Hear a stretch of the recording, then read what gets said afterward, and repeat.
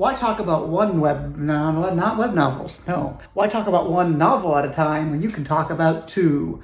I'm reviewing The Lies of Locke Lamorra, which is, apparently the series is called The Gentleman Bastards, and Stormfront by Jim Butcher, which is a prolific series. What to start with?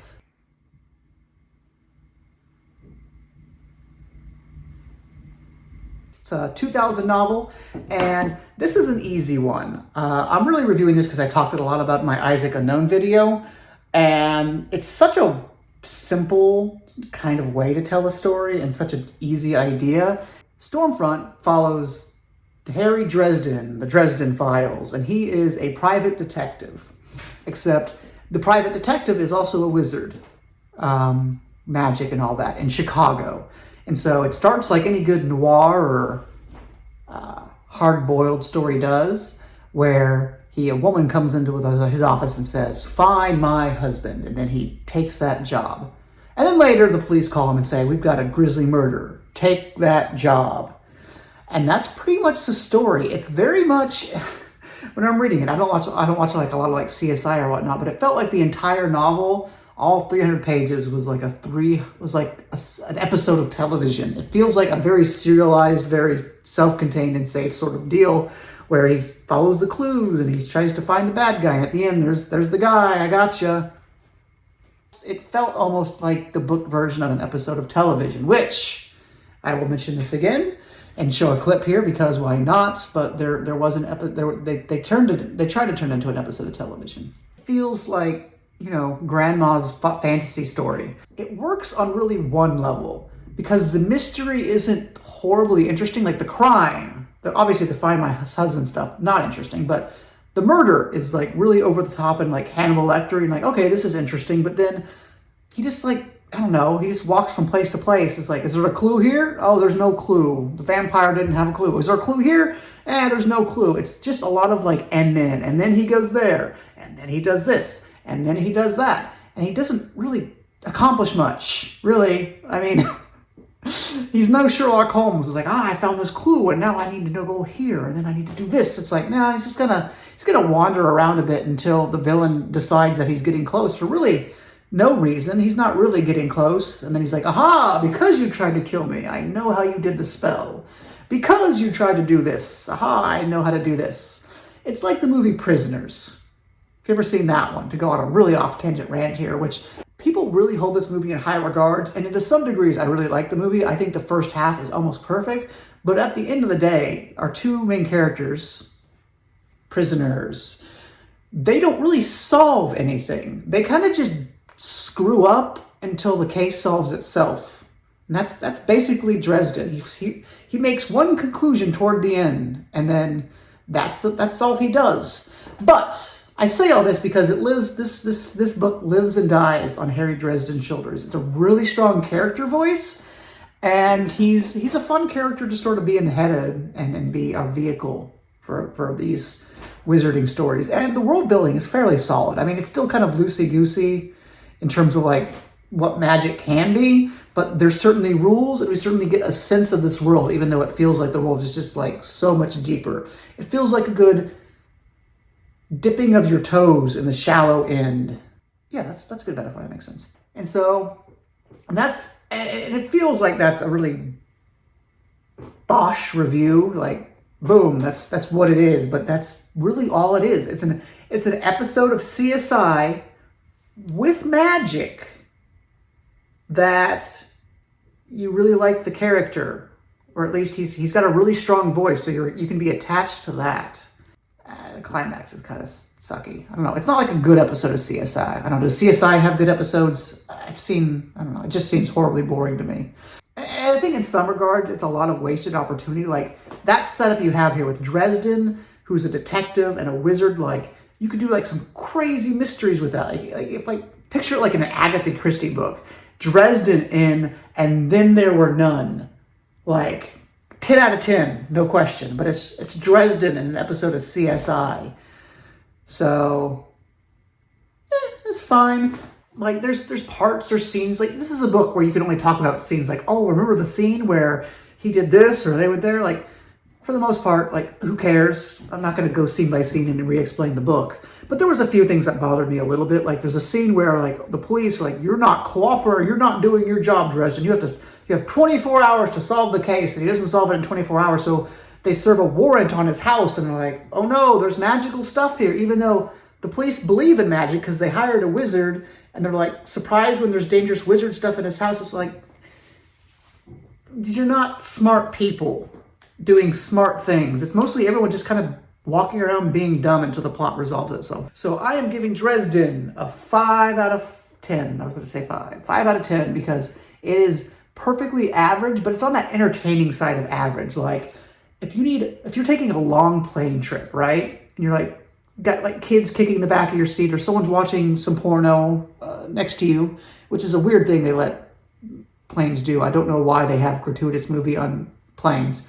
But if you're doing that where you want to read a book, but also you can't be 100% engaged with what you're reading, boom, Dresden Files. Or specifically Stormfront. I don't know, there's a lot of them. They probably get better. But the perfect non-engagement read. The amount of engagement you have while watching an episode of Law and Order. I guess that's not a detective one. Anyway, you got the rating. Hey. Hey. What did they tell you? Construction crew came back to finish a road project. Now for what I really wanted to talk about. Ooh, The Lies of Locke Lamorra. This is an interesting book. This is, in some ways, a phenomenal book. The Lies of Locke Lamorra. It is, in some ways, a tour de force. And I mean that genuinely. There are certain rules of writing that people follow, right? And I do a lot of critiques. And so what you need to know is that when I do a critique, I think and say, like, did I enjoy that? Yes or no? And if the answer is no, I think of why I didn't enjoy that and give suggestions for how to improve it, okay? Really basic. And so when I say, like, oh, you need more character development, oh, you need more pacing on your plot, or, you know, things can't happen randomly, and then, Dresden Files. All these authors, everyone who does critiques or talks about writing has their own tips for writing, like, oh, here's what you need to do to have a great book. And, like, one of the ones that's always stood out to me is Stephen King. One of his big advice for writing is that you always need to have a conflict pushing against your character. Your character wants something, and then there's an opposing force, and that makes an engaging story. And then this madman here, Mr. Scott Lynch, came along and said, you know what, Stephen King, you don't know what you're talking about. I'm going to write a book where there is no conflict. My main character is a scammer in fantasy Venice, a grifter, if you will. And he's going to steal money from rich people. And he's so darn smart, no one can stop him or get in his way. And that's not the entire book, but that is literally in a fairly long book. I mean, 700 pages. That is pretty much the first 350 pages where it's this crazy man running wild, stealing from people who have no chance of stopping him. And you say, like, wow, that seems kind of boring. And Stephen King would certainly say that's kind of boring. Because, like, what are the stakes? Why do we care? Why should we read the next 100 pages expecting it to be exciting when we know our character is smart and he's going to win? And to that I say, it works because it's so darn fun. It's kind of like, I don't know, in my head I imagine this is like the book version of Pirates of the Caribbean, where you have Jack Sparrow on scene. He's just doing crazy crap. And maybe that's not the best example because it gets old. And, you know, the first movie had a great plot, but he's just doing these crazy plots and these crazy plans, and you're there just to watch it happen and delight at this crazy pirate getting away with nonsense. It's that core level of enjoyment where something smart is going to happen on screen. Something smart is going to happen because the author, probably smarter than you, you're always going to be surprised at how it turns out and how it goes and how it resolves and all these different, like, you know, plot elements. Because it's genuinely clever, and I would even say genuinely genius at times, where you don't need these opposing forces. You don't need these high stakes because it's just like, I just want to watch this man do what he's doing because it's so darn entertaining and he's so darn, like, good at what he does. It almost becomes the opposing force becomes the main character himself, Locke Lamorra, hence the title, where it's just like, it's an internal struggle. I need to figure out the craziest way to scam someone. And so the struggle is that internal push and pull of how absolutely absurd can I steal money? Vaguely, there is the threat of a counterforce. Someone discovers what Locke Lamorra is doing fairly early on. And the way that is played and handled in the story, it's so darn clever. It was one of like my favorite like hold on moments I've seen in a book in a while. I'm sitting there like 70 pages in, I'm like, there's no one trying to stop this man. There's no one like figuring out what he's doing. Him and his team are just running wild. And then all of a sudden like, oh, here come the police. And you're like, ooh, about to get interesting. And then just like the subversion, the way it plays with that new element, I just go like, I'm on board for anything now, because like nothing matters and it's going to be just amazing. And whatever this author writes is going to be amazing. And to go with that, let's talk about the general structure here. I mentioned the first half is really good, doing this sort of committal, non-confrontational storytelling. And it's sort of divvied up because there are flashbacks to when Locke was a child. They slowly build in the team, so it works from a plot development. But essentially, all the flashbacks are short stories. You could take any one of these short stories, and they are amazing on their own. Like, generally, there's like just 15 pages where I was like, 10 out of 10. That was the best short story I've read in a long time. Like, there's entire books on this wall from short story authors who did not write a short story as good as just one-off chapters in this book. Like the scene with the dead body. That was my favorite one, probably. Just like, it's so clever. It's so clever. And then the overall plot, the present day, it revolved around a singular scam, trying to steal money from this noble. Until we hit about the midpoint, there are echoes of perhaps a larger plot or a larger threat. It's very vague. It almost feels like some of like the threat was written in because it's just like, oh, there's always this bird flying overhead when they're doing their scams. Ooh, ominous. And obviously the author has taken this much time to point out that there's this weird bird flying overhead, so something's going on. But it doesn't come into play until like 300 pages.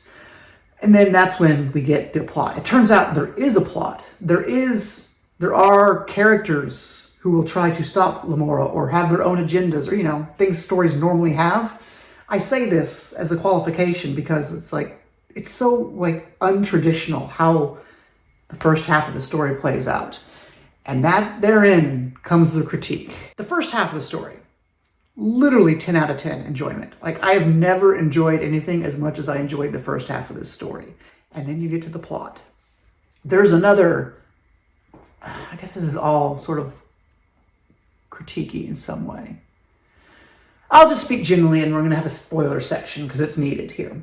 Generally speaking, there's a bad guy in town, and you sort of have, once again, a Pirates of the Caribbean plot where I'm a bad guy, but I'm not that bad of a guy. So, maybe I'll have to work against the bad guy to stop the bad guy. It ends up being a bit more complicated than just a hero-villain story or just like a Jack Sparrow, I'm a rogue, but, I'm a good guy. Like, there's intermixing personal motivations and whatnot. But then it sort of gets stupid. Some of it, there's an issue because everything else we came before it is genius. We're like, these are smart characters making smart decisions and like everyone's doing that. Yeah. But then you reach the midpoint where someone actually starts opposing Locke, and then people start making stupid decisions. There are things that people say, like even the main character, who's supposed to be the smartest guy in the room at all times, makes decisions where I'm like, ooh, that doesn't make sense. I wouldn't do that. And the first 300 pages, the main character has been making decisions so much smarter than I would ever do. Then all of a sudden he's making decisions that are much stupider than I would do. And so it ends up being a really sort of basic plot once you reach the halfway point. And like the finale, like it feels like a trite like Hollywood Marvel finale. You're like, oh, this is what we were building up to? It's not horrible, but it's really sort of disengaging and not interesting in any way. I mean, there's definitely like a cutoff point when something happens and it's sort of like supposed to be shocking and like, oh, the plot's going in a crazy way. Everything from then on out is just like, oh, yeah, I guess this is just what we're doing now. There's no surprises. There's no really intelligence or sort of ingenuity in the way it's presented or told. And it's just like, nope, it's flat. This is what we're doing. We're doing it in the most simple way possible. Strap in. Which the only exception is a sort of little stinger after the plot's resolved. He does something clever. He actually does something clever. And then the other asterisk to that is that there's like a weird break. There's like a really long chapter, 30 pages at sort of the arc where he's at his lowest point, because it ends up having a traditional structure where there's just like, it's almost like a short story in its own right, where he's like, okay, I really need money. And I'm going to just do a self-contained story to get a lot of money. And that one, it felt like all of a sudden we were back at the beginning doing his little short stories. Like, oh, this is great. I really like this. This is crazy and wacky and surprising. And that's really what you can say about it, is that there's so much energy in the novel. Like, it feels electric in the way this stuff is presented. And just the characters are so like vivid and so well spoken. Some of the dialogue is amazing. And it's fairly, like, the world building is super concise. Like, the entire story takes place in this single city of like fantasy Venice, but it's just super concise where it feels really fleshed out. Not like super high fantasy. And then halfway through, like, I don't know, maybe it was mentioned before, but they're like, oh, there's a mage. There's magic in the world. And it doesn't feel just like, oh yeah, of course there would be. It's kind of a fantasy world. So there's kind of like a naturally layered in sort of world building as it sort of expands, but it never really expands that far. I think that pretty much ends all the non-spoilerly stuff we can say before I really get into my critique. And here's where I really have to break it down, and that the first half is a 10 out of 10. Like, legitimately one of the more amazing things I've read. The second half, my gut is to say it's average, but I'm not even sure if I could say it that. It's like a 5 out of 5, 4 out of 5 almost. Like, it almost dips that far down where it starts to become below average. So, for example, if the entire book was that second half, I don't know what I would latch onto or even particularly enjoy. So, averaging them out, it comes out to a 7. It comes out to a 7 out of 10. It's definitely worth your time. It's definitely a book you want to read. And just for that first half alone, I think if you're really interested in, I don't know, storytelling or writing, it's worthwhile, just because I really do feel like it flies in the face of just so much logic and so much of like established, here's how you write a book, that it's fascinating. Do you like unique things? You'll love it. And thus begins the spoiler section. Okay. Big critique time. So, the plot, as it were, is that there's this man who's come to town, and Locke Lamorra works for like a mafiosa type. He's like a small thief, stealing stuff on the side that even he doesn't know about. But this new almost super villainy superhero guy in a cape comes to town and says, "I'm declaring war on the mafia. I hate the mafia. I hate the mob boss. I'm taking over this town." And it's a little weird because it's very much played like he just wants to rise to power. But from a literal, like, you're reading into this, you're like, well, this seems very specific, so much theatrics. It doesn't just want money. That doesn't make sense. And obviously that's what happens, because everything that happens plays out in the sort of dumbest and most obvious way possible. So he hires a mage, and the mage strong-arms Locke Lamorra and his crew, saying, I need you, I know you're up to no good, and I'm bringing you in to help me scam the main mob boss. And right away, all this is like red flags. Like, this is obviously a really dangerous situation one way or the other. And then Locke just goes with it. He's like, okay, I'm going to dress up as you. I'm going to go meet the mob boss. I'm going to go do everything you want me to do. The villain just gives him a laundry list of like, here's the things I want you to do. And then Locke, the smart Locke, who has defied expectation and all sort of logic and reasoning so far by doing just the smartest thing possible, just goes along with it. It's like, I am going to just dress up as you. I'm going to go down to this meeting, and I'm going to let him try and kill me. Because, apparently I'm not a smart character anymore. And this is the point where you have, like, your reader brain is always competing with the writer brain, the person who's written the book.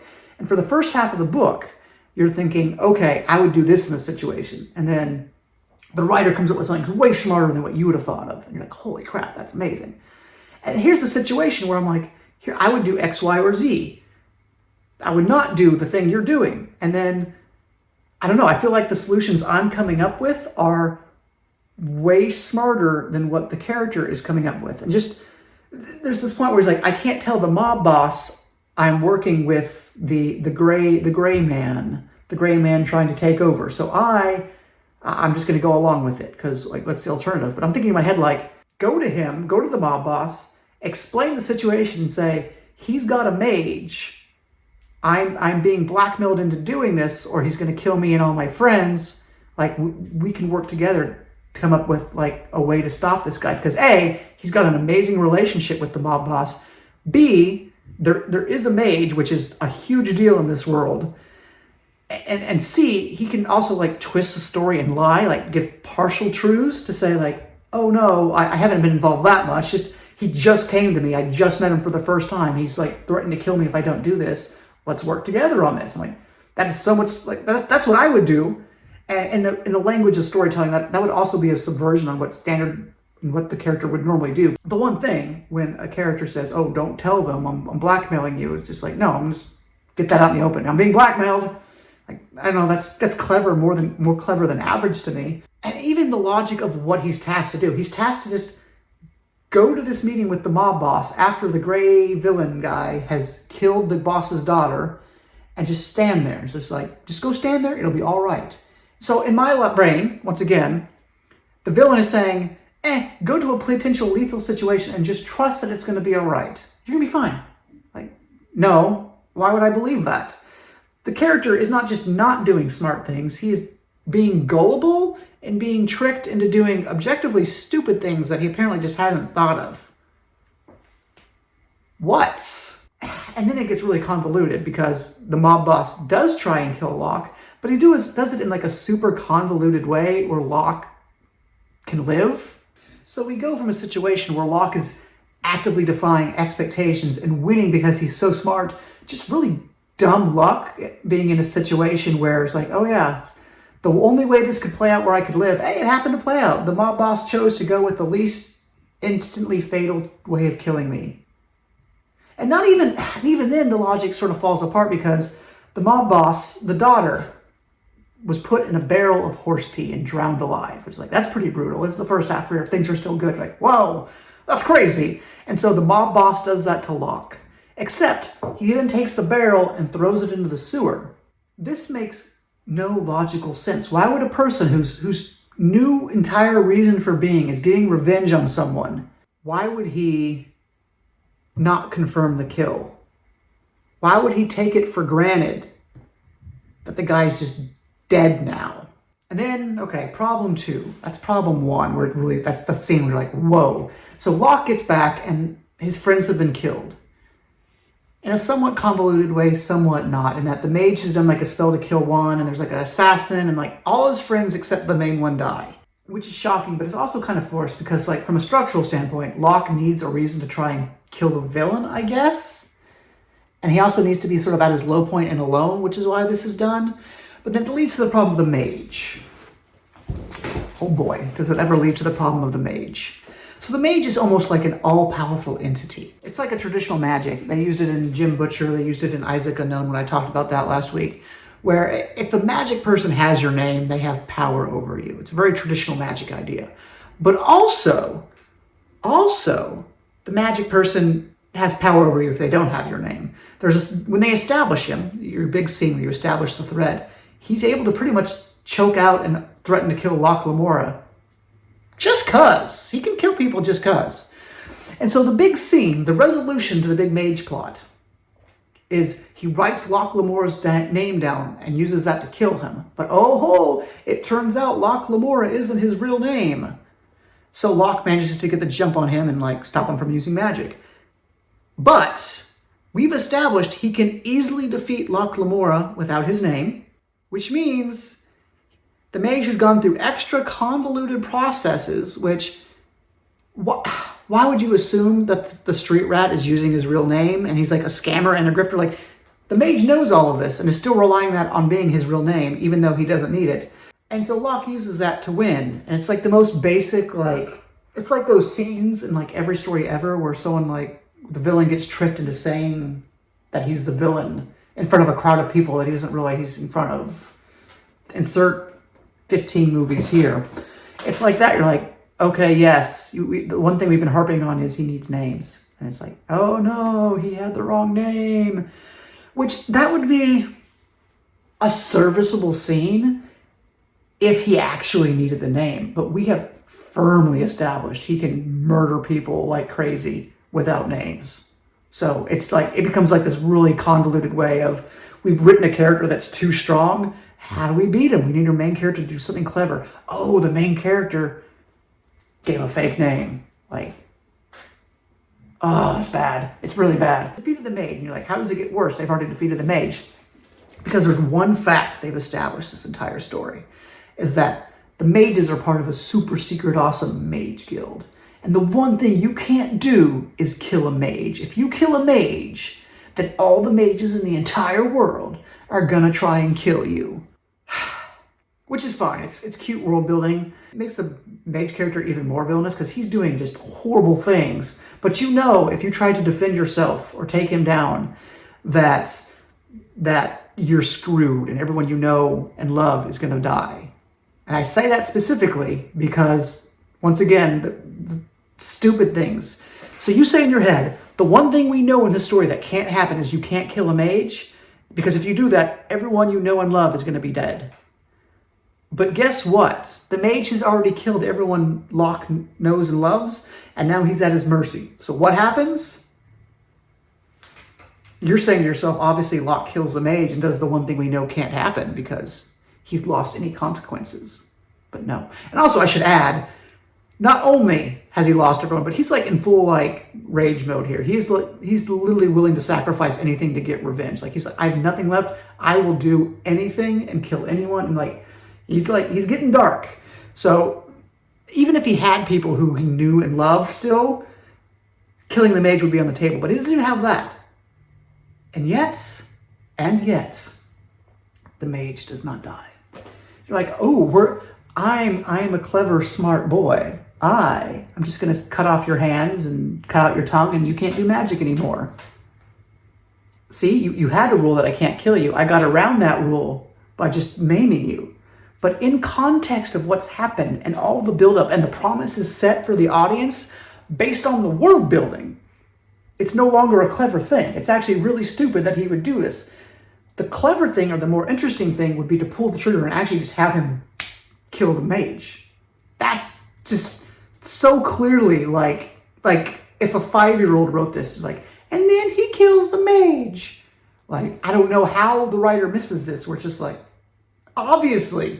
Plus, this book does have sequels. I don't know if sequels were planned at the time, but it's also like really clear sequel bait, where just in the context of the story, he does something that has these huge ramifications going forward that must be resolved, where the entire story as is can be resolved, but you have that guillotine over your head where you're like, okay, there's some unresolved stuff you can write a book about, or you could not, either way. It's like the perfect sort of sequel bait where, it could be a sequel, but it could just be what it is. Doesn't matter.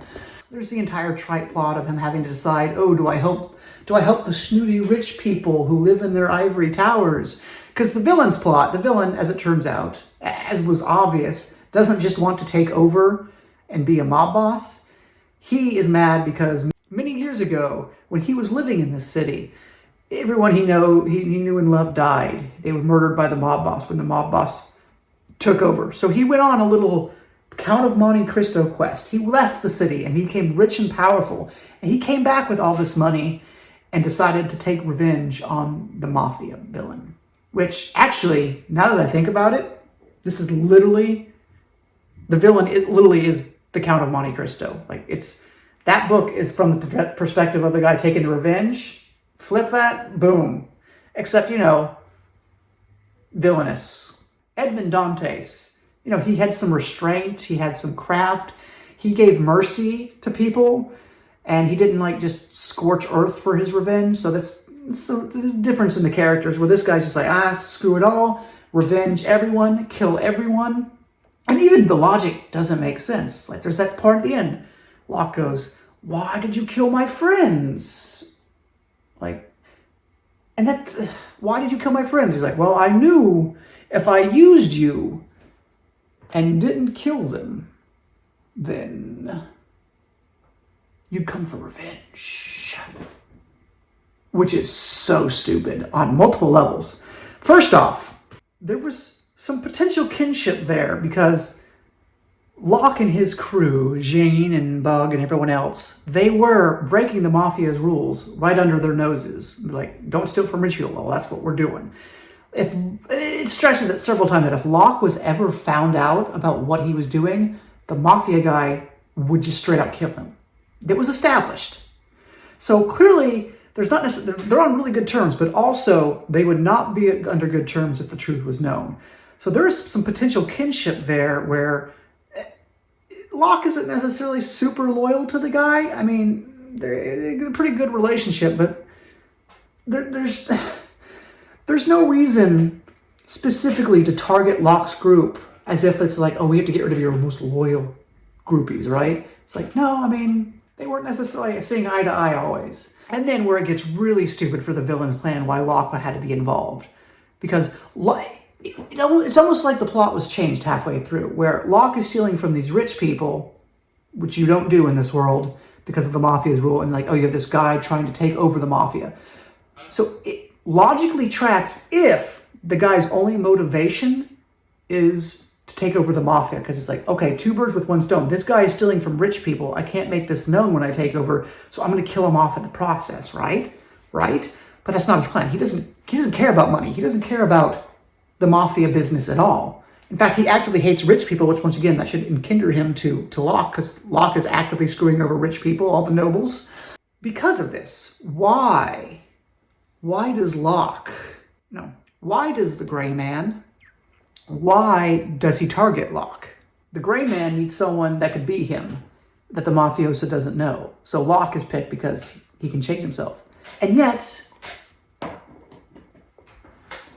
why not just pick a person that the mafioso doesn't know?